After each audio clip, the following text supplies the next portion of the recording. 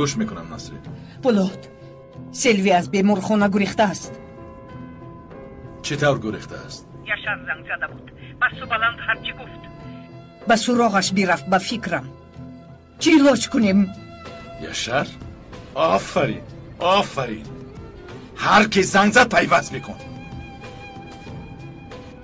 تستر جاهد، میمت را صاحبی کرده نتوانستیم، اقلا امانت او را صاحبی کنیم. یاشار کجاست از تو میپرسم؟ خانم یاشار بای هنوز نامده است. من میدونم که همینجاست.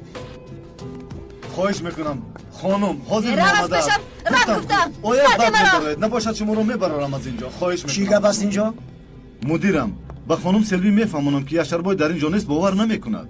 چی میستی؟ بیرون برارش. چی حیران مانده؟ برارش بیرون.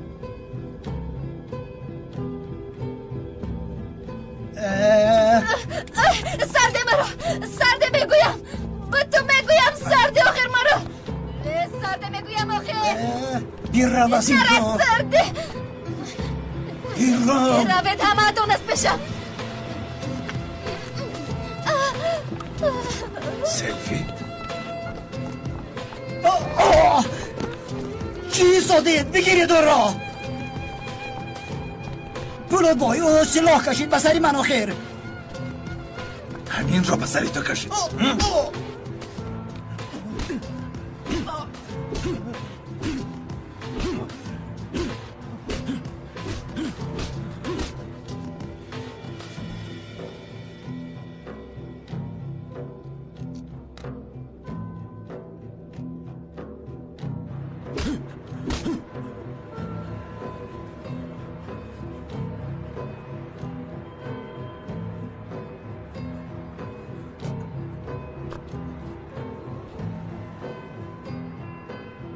جاهید، سلوی را با ماشین سوار کن.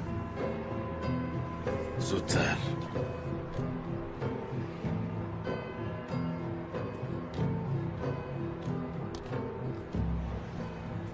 بیا. سلوی خوب استی؟